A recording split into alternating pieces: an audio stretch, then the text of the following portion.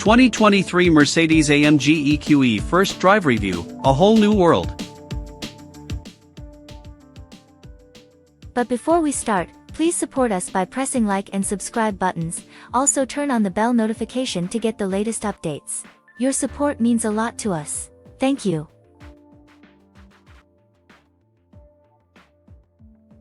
Mercedes-AMG has a history of producing some genuinely brilliant cars.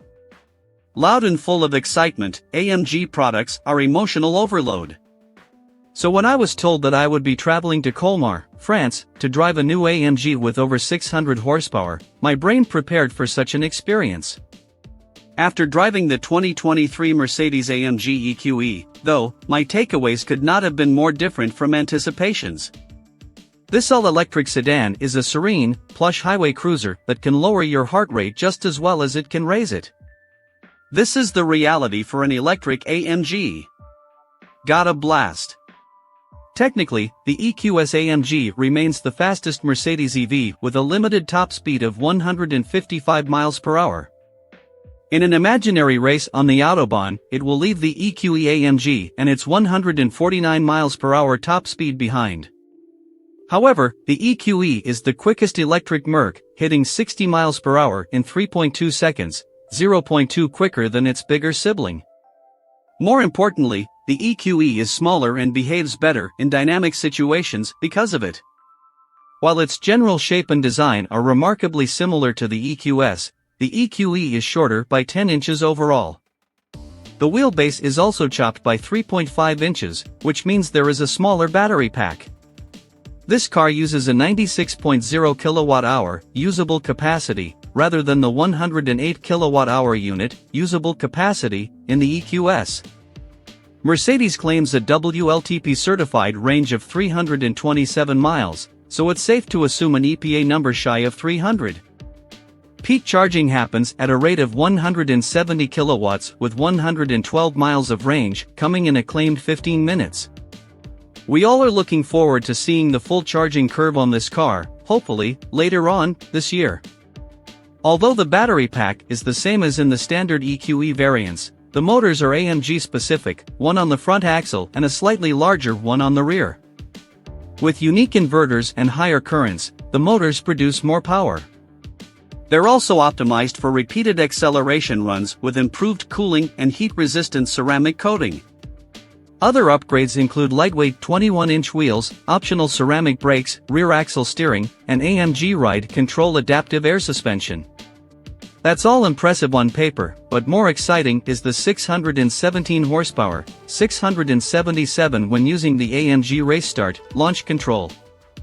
Incorrect expectations. Within the first 30 seconds of dropping my jet-lagged hiney in the EQE, my preconceived notions about hardcore AMG models began to fade away quickly. The seats are unbelievably comfortable. No sport buckets with thin padding here, these chairs are covered in plush Nappa leather and offer heating, ventilation, and massage.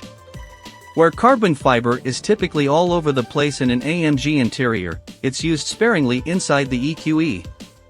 That's also because the enormous hyperscreen glass panel takes up the entirety of the dash. But even in other places, the materials lean more toward luxury than sport. If we're playing apples to apples against an E63, this cabin feels much more premium.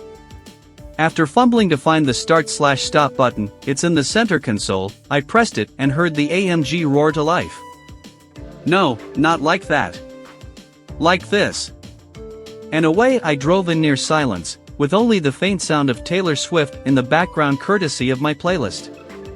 To my surprise, the first thing that struck me in the EQE AMG is the Maybach-like ride quality. I had a similar experience when I drove the EQS 580 last year, but assumed that with the different AMG air suspension that this car would be stiffer. On one hand, this is without a doubt the best riding AMG vehicle that I have ever driven. It really does glide over the road with a floating sensation that never subsides. The downside is that it feels very disconnected for a performance car. Some of the excitement returns the moment you smash the accelerator. Brought even more to life by ridiculous noises from the speakers, watch the video, the EQE gathers pace at an alarming rate. By my unofficial estimate, the Taycan Turbo and Audi RS e-tron GT both feel quicker, but this AMG is still up there with the best of them. And like both of its German rivals, the EQE doesn't run out of steam as the numbers climb. Keep your foot in it and jail time speeds happen in a matter of seconds. On Cuvia tarmac, the EQE corners with surprisingly neutral characteristics, considering its cushy suspension and 5,400-pound curb weight. You're aware of the car's mass at all times, but the rear axle steering helps it drive smaller than it is in reality. The Michelin tires also provided decent grip, despite having a lower resistance compound for maximizing range. Ceramic brakes are an interesting proposition on a vehicle like this, one that presumably won't see a track all that often, if ever. With regeneration activated, the car physically moved the brake pedal forward. Even though my foot didn't touch it, this phantom movement during deceleration felt strange and made it harder to gauge the pedal when needed.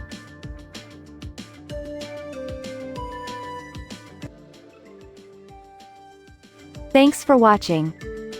Drop a like, leave a comment, and don't forget to subscribe to watch more videos like this.